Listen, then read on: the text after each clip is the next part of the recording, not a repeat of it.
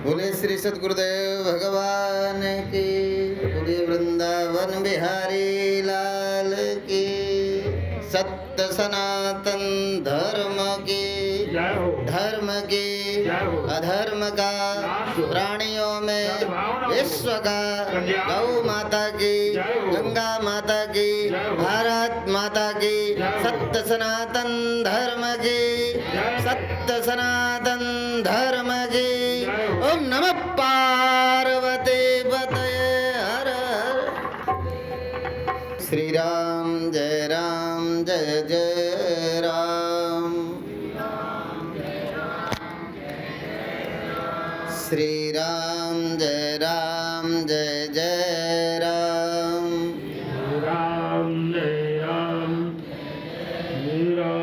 श्री राम जय जय राम।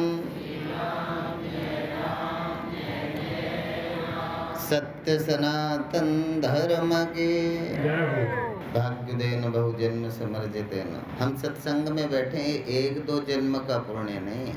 भाग्य देन बहुजन्म समर्जितेन सत्संगमम च लभते पुरुषो यदा। जो महापुरुषों का सत्संग है, सानिध्य है, वो एक दो जन्मों के पुण्य से नहीं मिलता। भाग्योदेन बहुजन्म, एक दो नहीं कहते हैं। वेद व्यास जी ने महात्मा में का बहुत से जन्मों के पुण्य जब उदित होते हैं तब हमारा मन सत्संग में लगता है। सत्संग में मन लगना ये भगवान की कृपा है। सत्संग अच्छा लगता है, समझो हम पर भगवान की कृपा है। नहीं संसार में मन लगेगा, संसार के संबंधों, पदार्थों, वस्तुओं में मन लगेगा, भगवान में मन नहीं लगेगा। अभी एक पहले हम पूर्व संत के श्री मुख से श्रवण कर रहे थे। हम गुरु भगवान को मानते हैं, पर गुरु की भगवान को मानते हैं, पर भगवान की हम आपको बाबा बनने की बात नहीं करते। ना घर छोड़ो, ना हरि भूलो, कर्म करो जिंदगानी में। ऐसे रहो इस जगत में जैसे कमल रहता है पानी में। संसार में जो अहंता है, ये मेरा है, ये मेरा ना होता तो ज्यादा दुख ना होते। आपके अपने कितने दुख हैं बताओ? आपके अपने दुख बताना। आज चलो अभी सत्संग में तैयारी से नहीं आई, याद नहीं है, तो घर में आज रात में जाकर विचार करना आपके अपने कितने दुख हैं, है ना? आपके अपने दुख, मेरे दुख, मेरा कोई ना हो, और मेरे दुख अपने निजी के दुख देखना। बेटे का दुख नहीं, पति का दुख नहीं, परिवार का दुख नहीं, भाई बंधुओं का दुख नहीं। तुम अपना दुख जरा रात में आज काउंटिंग करना कि आपके अपने कितने दुख है। सारे के सारे दुख इस जगत को, जगत और जगत के संबंधों को, ये मैं हूँ, ये मेरे हैं, ये मेरे हैं जो मान लिया है। अभी आपने यदि ये भगवान के हैं, भगवान का मैं हूँ, ये भगवान के हैं, फिर न छोड़ो, संबंध वही रहेगा। पर पति भगवान का दिया है, बेटा भगवान का दिया है, ये सब भगवान के हैं, भगवान से मुझे मिले हैं। थोड़ा सा केवल नजरें बदल गई तो नज़ारे बदल गए, किश्ती का रुख बदला तो किनारे बदल गए। आपको केवल सोचने के लिए संत सृष्टि नहीं बदलते। संतों का काम सृष्टि बदलना नहीं है और बदल भी नहीं सकते। इसलिए संत जब भी समाज के लिए आता है तो समाज की दृष्टि बदलने आता है। सृष्टि तो जैसी भगवान ने बनाई है, टिक टिक करती घड़ी सभी को मानो यह सिखलाती है। करना है सो जल्दी कर लो, घड़ी बीतती जाती है। करना है तो जल्दी भजन कर लो, ये घड़ी बीत जाएगी, सदा साथ नहीं रहेगा। अभी हमारी किंवदंती है, एक हमारी एक गहरा सोच का हिस्सा है। हमें लगता है बुढ़ापे में भजन करेंगे, जवानी में तो भाई मजा ले, है ना? बुढ़ापे में भजन करेंगे, ये कोई उम्र भजन की है? पर इसी श्लोक को देख के हम बाबा बने थे। स्टूडेंट लाइफ में जब हम पढ़ रहे थे, पढ़ते हुए कल्याण में एक श्लोक पढ़ा और इस श्लोक के अर्थ को पढ़ते हुए, और उसी दिन हम उमराट मंदिर में लेटे थे, उसी दिन छोड़ा और घूम गए। फिर आज तक घर नहीं गए, साधु बन गए। और वो श्लोक था, यावत् स्वस्थमिदं कलेवर ग्रहम यावश्च दूरे जरा यावश्चेन्द्रिय शक्तिरा प्रतिहता यावत् क्षयानायुषा आत्मश्रेयस तावदेव विदुषा कार्य प्रयत्नो महान संदीप्ते भवने तुकुब खननम प्रत्युद्यमा की दृशा। अर्थात घर में आग लग जाए, फिर जमीन खोद के पानी निकालने में जो हमने परिश्रम किया वो भी व्यर्थ गया। घर में आग लगे, फिर आप जमीन खोदो, घर बचा पाओगे ना?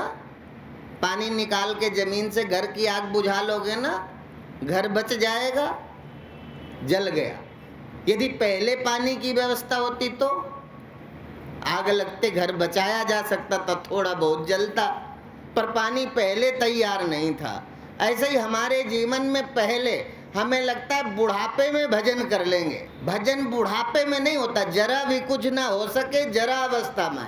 ये बुढ़ापे में भजन करने की जो साइकोलॉजी हमारी बन गई है, जो टेंडेंसी हमारी सोच जो बन गई है हमारी, ये गलत है। भगवान का दर्शन कब करोगे? जब आंखों में दिखाई देना बंद हो जाए, दिखता हो अच्छे से। अच्छा, भगवान की कथा कब सुनोगे? जब कानों में सुनने का सामर्थ्य हो या खत्म हो जाए। बहरे हो जाओगे, सुनाई कम देगा, तब कथा समझ आएगी ना। अच्छा, वृंदावन कब जाओगे? हरिद्वार चित्रकूट कब जाओगे? जब पैरों में सामर्थ्य होगी चलने की, या पैर चलने में साथ छोड़ देंगे। कब तीर्थ करोगे?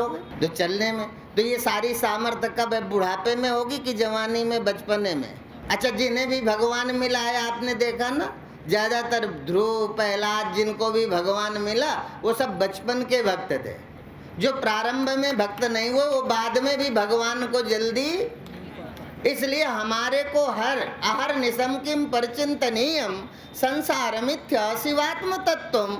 आद्य जगत गुरु भगवान शंकराचार्य कहते हैं, इस दुनिया में यदि कुछ भी स्मरणीय है, जिसको सदा याद करना है, सदा याद करने का आहर निशम किम परिचिंतनीयम संसार मिथ्या।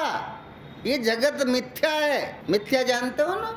जो है व्यवहार में आता है, झूठा नहीं है। मिथ्या उसे कहते हैं जो है, छूने में आता है, व्यवहार में आता है, काम में आता है, पर सदा नहीं रहता, मिट जाता है। जो है अभी है, आगे नहीं रहेगा। भागवत इसी को कहती है, एतावदेव जिज्ञासन तत्व जिज्ञासुनात्मना अन्वय व्यतिरेकाभ्याम यस्यात् सर्वत्र सर्वदा। जो सर्वत्र और सर्वदा है वो कौन है? वह सदगुरु भगवान कहते हैं, अहम ब्रह्मास्मि तत्त्वमसि। वह तू है जो सदा और सर्वत्र है। तू है जो गहरी नींद का भी गवाही है ना? तू ही है जो स्वप्न का भी साक्षी है। और तूने ही जागृत जगत देखा, तूने ही स्वप्न देखा, तू ही गहरी नींद का भी गवाही है, विटनेस है। तेरे अलावा और कोई दूसरा सदा और सर्वत्र नहीं हो सकता। इसलिए एस्ते आत्मा सर्वाभ्यांतरा इति श्रुते। श्रुति भगवती कहती है, मैं ही हूँ जो चींटी से लेकर बृहद ब्रह्मांड तक एक समान समम सर्वेषु भूतेषु तिष्ठन्तम परमेश्वर विनश्यसु अविनश्यन्तम यपश्यति सपश्यति। अर्थात एक ही तो सत्य है जो समम सर्वेषु। वो चींटी और आदमी और स्त्री और पुरुष, स्त्री और पुरुष में, जानवर और पक्षी में कोई अंतर नहीं है। वो कीड़ी से लेकर बृहद ब्रह्मांड तक समम सर्वेषु भूतेषु, जो एक समान सबके अंदर बैठा है, ऐसा परम सत्य कौन है? विनश्यसु अविनश्यन्तम। इसी विनष्ट हो जाने वाले संसार में, इसी विनष्ट हो जाने वाले देह में न मरने वाले सत्य को इधर ही देखना होगा, संसार में नहीं देखेगा। इसी मरने वाले घड़े में न मरने वाली मिट्टी का दर्शन, इसी मरने वाली अंगूठी में न मरने वाले सोने का दर्शन, इसी मरने वाले औजार में न मरने वाले लोहे का दर्शन कहाँ करोगे? ऐसे इसी मरने वाले देह में न मरने वाले अविनाशी का भी दर्शन होगा। और ये कब होगा? जब हम सदगुरु की शरण में होंगे, उनकी कही बात को हम सुनेंगे। हम गुरु की बात को आत्मसात करते हैं तो अंदर छुपा हुआ परमात्मा प्रकट होकर हमें अंतर की आंखों में दर्शन देने लगता है ना? तो अब धीरे धीरे हमारा जीवन, इसलिए ये जातस्य ही ध्रुव मृत्यु ध्रुवम जन्म अमृतस्य च। तुम सोचो देह मर गया है, अब मरना ना पड़े, देह न छोड़ना पड़े। देह तो जाएगा, आया है सो जाएगा। राजा रंग फकीर कोई नहीं, आया है सो जाएगा। राजा रंग फकीर, एक सिंहासन चढ़ चले, एक बंद हो जाए जंजीर। जो आया है वो जाएगा, जाने का नियम है। देख लो कानून कुदरत एक है सबके लिए। रह गया कोई भी गुल, गुलशन में मुरझाने से क्या? जो फूल फूला है बगीचे में, वो ऐसा कौन सा फूल है जो मुरझाया ही ना हो? यदि फूला है, जो जन्मा है वो मरेगा। तुम अजन्मा हो, तुम अविनाशी हो, तुम अपने को खोजो। को हम कस्तुम, अरे मैं किसके कहाँ से आया हूँ, किसकी योजना से इस संसार में आया हूँ, मर करके जाऊंगा तो जाऊंगा कहाँ। ये सारी की सारी ये जो भ्रांति है, जो कन्फ्यूजन है, जो संशय है, ये संशय विपर्य रहित ज्ञान सदगुरु की वाणी से हमें मिलेगा। इसलिए इस सदगुरु की वाणी को हम भाग्यशाली कि भारत में पैदा हो। हम भारत में न होते तो तरस जाते, भगवान मिलेगा कैसे। हमारा मिला हुआ भगवान खो गया है, ये दुख है। हम भारतीय हैं, हमारे अंग संग रहता है, अंग संग रहने वाले भगवान को हम भूल गए। ढूंढ रहे हैं मंदिर में, ढूंढ रहे हैं मस्जिद में। अभी हमने पूर्व में सुना, इधर गिरजा, इधर गुरुद्वारा, इधर मंदिर, इधर मस्जिद, चाहे जहाँ गिरजा, चाहे जहाँ गिर जाए, ये ठीक है, पर अभी हम जल्दी से ही वहाँ नहीं गिरेंगे, हम तो मंदिर में ही गिरेंगे। अभी गिरजाघर मस्जिद में गिरने की जरूरत, ठीक है, मंदिर में गिरने से भगवान मिल जाता है, तो अपन मस्जिद में गिरे ही क्यों।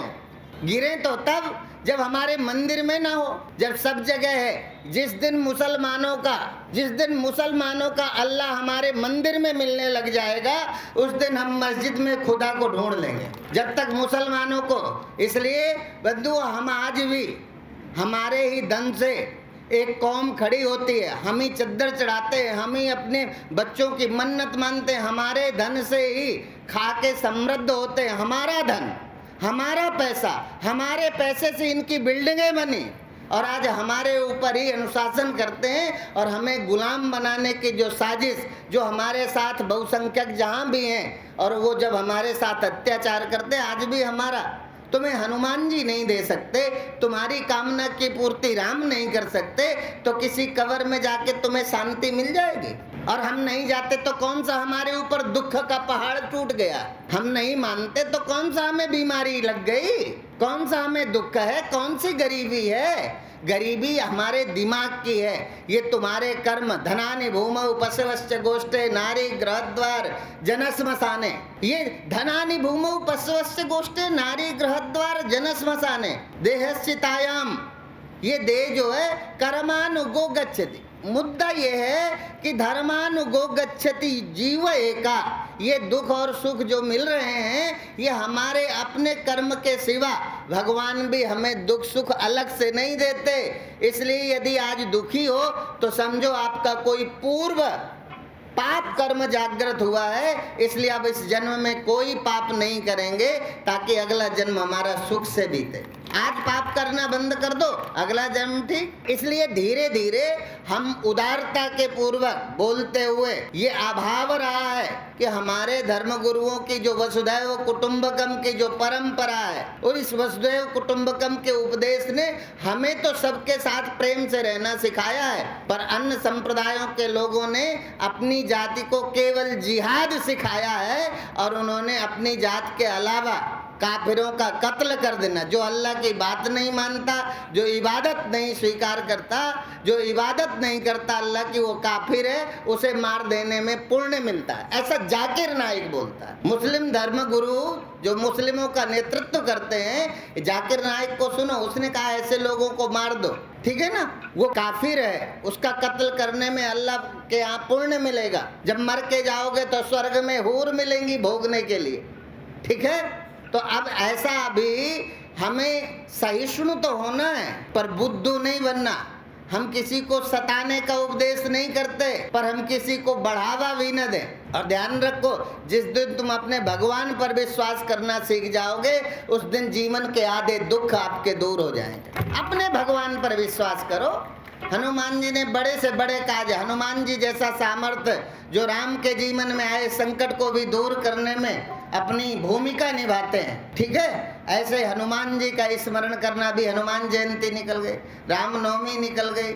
हम भगवान का स्मरण करें, और भगवान के साथ हम अल्लाह का विरोध नहीं करते, पर हम भगवान भजन करेंगे तो हम भगवान का करेंगे। हमारे यहाँ एक से एक आदर्श जीवन है, जिन्होंने चिड़ियों पर दया की, जिन्होंने पक्षियों को पानी रखना सिखाया, चिड़ियों को दाना डालना सिखाया, जिन्होंने गाय को माता बता करके गाय की सेवा सिखाई, जिन्होंने करुणा और दया का पाठ पढ़ाया। हम ऐसे आदर्श जीवन, ऐसे आदर्श अवतारों का अनुकरण करेंगे तो हमारा जीवन धन्य होगा।